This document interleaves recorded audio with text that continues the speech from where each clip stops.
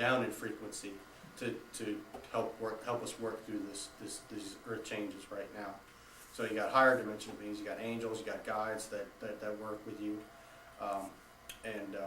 One thing that I do really disagree with Dr. Greer about is he made it a point again and again and again and again at his seminar that that he thinks there are no bad guys out there in the universe, and I just think that's ridiculous and dangerous. And who was it?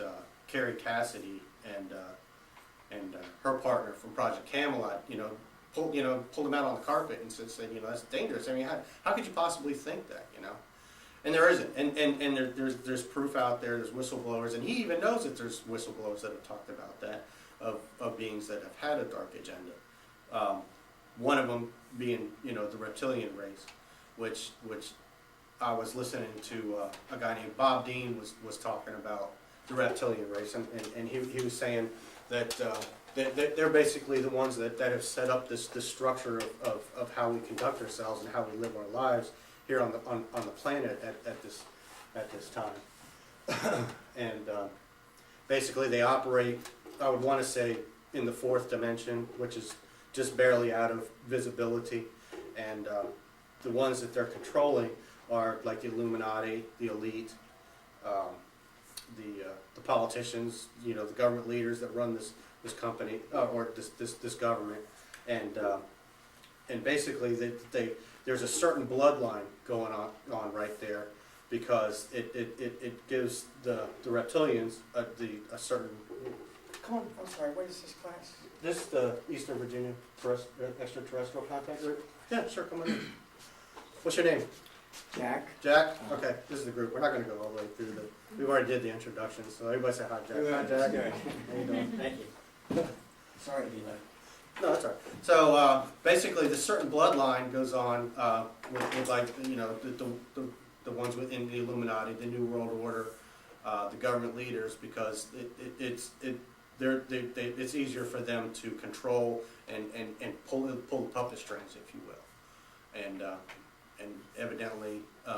Then this is all what I got out of this video that Bob Dean was talking about. Is they're the ones that have the draconian setup of basically why the world is the way it is today. So okay, another the more familiar race is the Greys.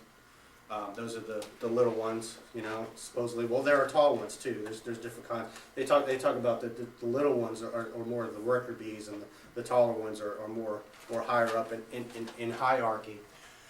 And basically, how they came into the picture was after we set off the nuclear bomb, we got their attention, and evidently we weren't supposed to have this technology yet. Excuse me a second.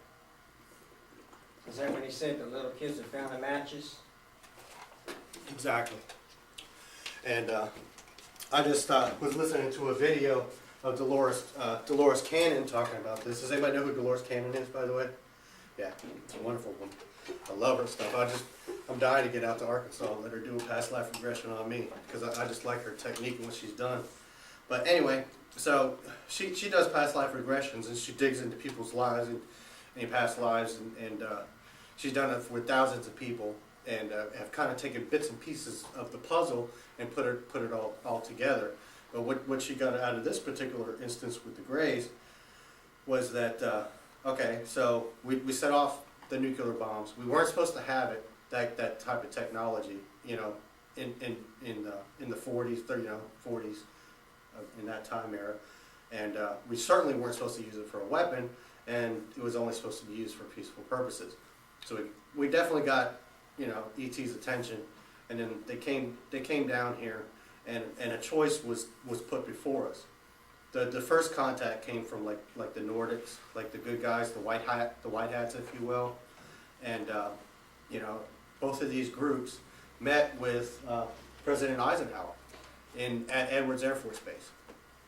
This is I think this is confirmed through John Lear talking about it. Is also another source that I heard talking about it. So they basically came forward to us and said, well, you know, you really shouldn't be doing this, and you should be preparing for what's coming in the future. And they try to teach things, you know, like spiritual enlightenment and, you know, basically the kind of stuff I'm trying to teach right now. Well, Eisenhower being the, you know, the military man that he is, you know, like, you know, spirituality, you know, I don't want to have nothing to do with that. I'm a military man. What about your technology? What about your weapons? You know, and that's all he was focused on. And that's when the Greys stepped in and said, well, we'll give you the technology if we can do some experiments. And, well, what kind of experiments? What do you want to do?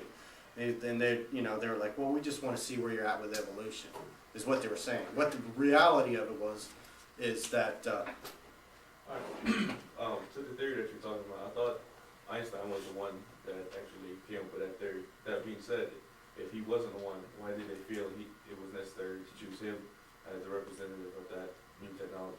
who, Einstein? Yeah. No, he wasn't the representative. The president of the United States was, Eisenhower.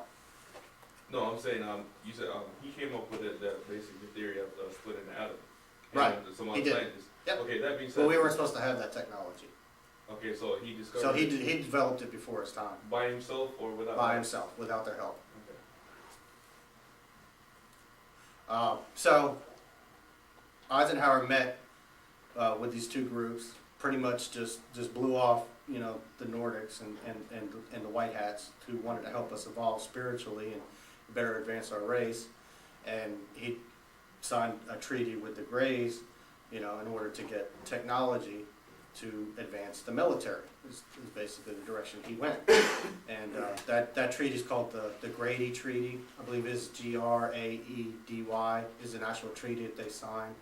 And the reason why the Greys wanted to do these experiments on us, it wasn't to see where we're at with evolution. The truth of the matter is that they're a dying race. They are so far genetically modified that they're a dying race. So they came in, they did the abductions, they did experiments, they created hybrids, and the reason to create the hybrids is so that they can further on their race with our DNA and their DNA mixed together, so that they don't become extinct. So that's basically what all those abduction scenarios were all about, you know. And it was, you know, some scary stuff, and a lot of people had some really bad experiences with it, and you know, I don't know what to think of it. I mean, I think you think you don't want anything bad to happen to anybody and get abducted like that. But then again, you got to think of the other side of the coin too. I mean, you don't want to see a whole race just die off. You know, perhaps it could have been done a little bit different. You know, and not so shady, and in cooperation, and help them out. You know, if they really wanted to, things could have just been done a lot better. But then again, we brought that paradigm on ourselves by seeking, you know, high technology for military industrial complex and weapons. So, you know, it's a choice that mankind made, you know, and then it just had to live with it. We could have gone a different route, you know, in that time period in the 50s. So, it's, okay, I'm going to kind of talk about things that I've learned about how they evolved and how they live.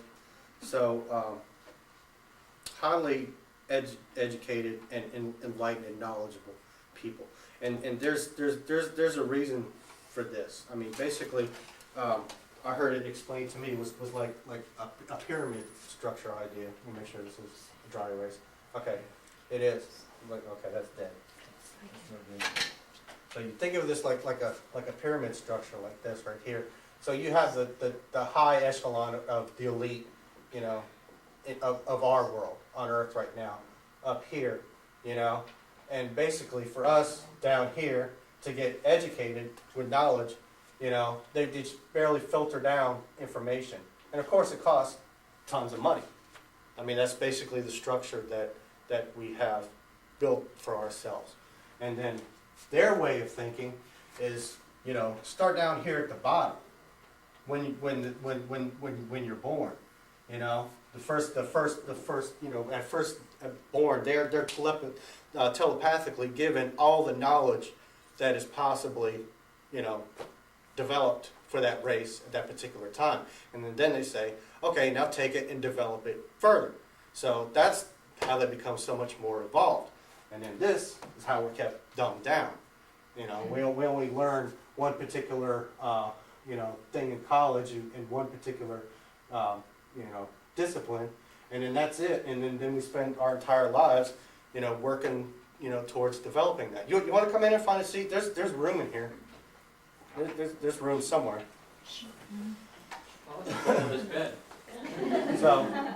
So basically, birth, they're given all knowledge, telepathically, and then they pretty much spend their entire lives, building upon that knowledge and not having to fight for it. Because, where they say knowledge is power, with their way of thinking, it's given to them at birth, and they develop it as a race. Here, knowledge is power, they keep it for the elite, and, they only give us, a little bit of what we need. And then, of course, you go to college, it costs a fortune. So anybody kind of got any questions? I kind of understand that concept a little bit of how they educate their people. Hasn't that been a change recently, that the newer children being born have upgraded their DNA? You talking about the star seeds and the indigos? Yeah. Yeah. I've read a lot about that, and that's more of what I read about in Dolores Cannon's video that she was talking about. So basically, after the bomb was set off, they said, well, the kids are acting up. We got to do something about this. I mean, what do we do? And basically, their solution was to take higher evolved beings that haven't been in the recirculation of reincarnation, and send them to Earth in 3 different ways. Is what she called it. First wave was like, I think around the late 50s into the 60s. I kind of believe I'm into the second wave because I'm 41 years old now, and then the third wave is evident with our young ones now. Anywhere between 12 to 20 years old now. I've noticed how smart the newer kids are coming up nowadays, the babies. Yeah. They seem to be so much more intelligent. Right. And supposedly their DNA is already developed beyond ours, where the junk DNA is activated. Their crystalline body structure is in place. A lot smarter. They're easier identified in school because they tend to get really bored in school, and Dolores was talking about how the teachers get really kind of freaked out about it because they'll figure out a math problem just like that in the 3rd grade, and the teacher's like, well how did you come up with that answer? And they'll just say, I just know it, and they do. They just know it. It's they're that far advanced. So yeah, that's the story of the indigos and the starseeds, and they're here, to help us out through this earth changes as well. So, okay.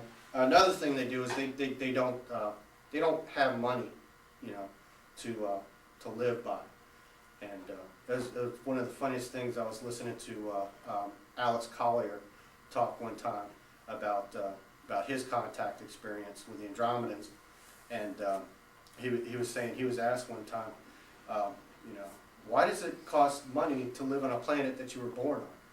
And it struck me too. I was like, yeah. Why is that? I want to know. What is that all about? And then it goes back into the draconian reptilian